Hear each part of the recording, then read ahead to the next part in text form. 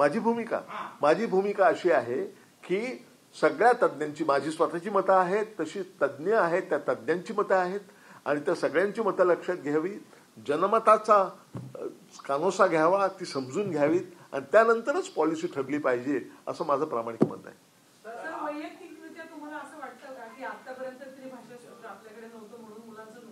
आतापर्यंत नव्हतं, पण आहे ना त्रिभाषा 5वी नंतर. हा,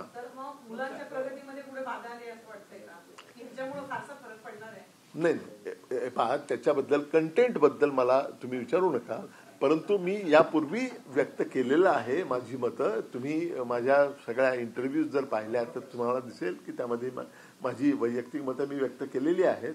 त्यामुळे या रिपोर्टचं कंटेंट काय असेल हे आम्हीच सगळे अनभिज्ञ आहोत, आत्ता सुरुवात करतो आहोत. आत्ताच कसं काय सांगणार तुम्ही काय होणार आहे प्रॉडक्ट त्याचं? नाही, वैयक्तिक म्हणून जे आमचं सांघिक मत असेल तेच माझं वैयक्तिक मत.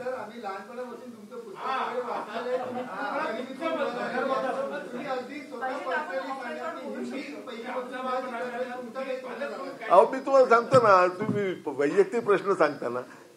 आम्ही म्युन्सिपालिटीच्या शाळेमध्ये शिकलो, मराठीमध्ये शिकलो, नंतर मी IMF आणि वर्ल्ड बँकेमध्ये काम केलं. मला आली का काही अडचण? काही अडचण आली नाही. हे माझं पर्सनल मत आहे. त्यामुळे कुठलीही भाषा शिकता येते.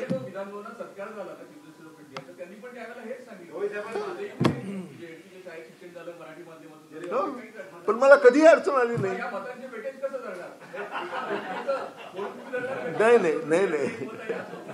नाही, इथे सांघिक नाही, सगळ्यांची भूमिका लक्षात घेऊन, कारण माझा अनुभव असेल तो सगळ्यांचाच अनुभव असेल असं नाही. त्यामुळे सगळ्यांची मतं लक्षात घेऊन आणि जनमत लक्षात घेऊन, नाही जनमत लक्षात घेऊन तो विड्रॉ केला, परंतु पर्याय आपण कुठे जनमत घेतलंय का पर्याय बद्दल जनमत? न पर्याय तो आत्ता आहे. त्यानंतर पॉलिसी कधी आली? 5वी पासून हिंदी, इंग्लिश हे पूर्वीपासून चालत आलेलं आहे. नॅशनल एज्युकेशन पॉलिसी कधी आली? 2019-2020 साली आली. मग त्याचं आता अंमलबजावणी करताना आपल्याला कोणत्याही इयत्तेपासून कोणती भाषा शिकवायला सुरुवात करावी हे त्या संदर्भात आणि आपल्या परिस्थितीच्या संदर्भात ठरवायचं आहे. त्यासाठी तर हा सगळा खटाटोप आहे. इथे कोणीतरी हा बोला.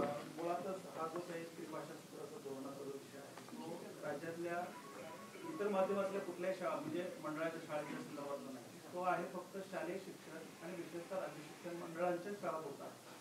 तर त्या शाळांच्या संदर्भात तुम्ही राज्यातल्या कुठल्या काही असं काही जिल्हा आपली शाळा निवड केली का त्या शाळेमध्ये जाऊन नाही, पालकांची तिथल्या बोलणार नाही, आम्ही जास्तीत जास्त लोकांशी बोलणार आहोत.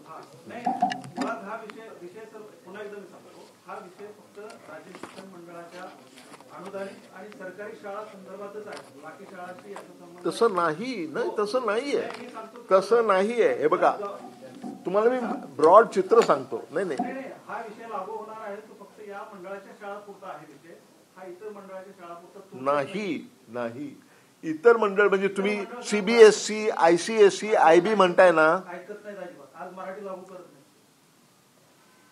हे पहा, मुद्दा इथे असा आहे की आपल्याकडे हे पहा, तुम्ही चित्र लक्षात घ्या. आपल्याला मोठं काय आणि छोटं काय हे लक्षात घेतलं पाहिजे. मोठ्या नोटा आणि चिल्लर खुर्दा याच्यामध्ये फरक केला पाहिजे. आपल्याकडे सगळ्या मिळून 1,08,000 शाळा आहेत. या 1,08,000 शाळांपैकी 98.3% शाळा या स्टेट बोर्डाच्या अंडर येतात. म्हणजे स्टेट बोर्डाच्या अंडर न येणाऱ्या शाळा किती आहेत? 1.7%. आणि तिथे सुद्धा आपण कायदा लागू केलेला आहे. सगळ्या ठिकाणी मराठी हे कंपल्सरी केलेलं आहे. आणि आपल्या सरकारी नियम जे आहेत ते फक्त इथेच लागू होतात असं नाही. ते संख्येने कमी असले इतर बोर्ड तरी तिथे सुद्धा हे नियम लागू होतात. असा कायदा करण्यात आलेला आहे. तुम्ही या निमित्तानं तो त्याही शाळांना लागू होईल असं काही करणार किंवा माझा प्रश्न होता की कुठल्या जिल्हा परिषदेच्या किंवा आमच्या शाळांना कुठल्या भेटी देणार असतात किंवा मध्ये तुम्ही शेतकऱ्यांच्या संदर्भात जो अहवाल दिला तर त्या अहवालाच्या पार्श्वभूमीवर तुम्ही ज्या ग्रामीण भागांमध्ये गेला शेतकऱ्यांना भेटला तसं काही मुलांना पालकांना भेटणार होत्या त्या शाळा प्रत्यक्ष शाळांमध्ये जाणं अशक्य आहे. 1,08,000 शाळा आहेत. नाही, काही असं ठरवून नुसतं शाळेमध्ये जाऊन चालणार नाही, पण विचार करता येऊ शकेल आपल्याला. पालक प्रतिनिधी भेटणार आहेत, प्राचार्यांची मतं असणारच आहेत, आणि शिवाय शिक्षक संघटनांच्या त्यांच्या भेटीगाठी आम्ही घेणार आहोत.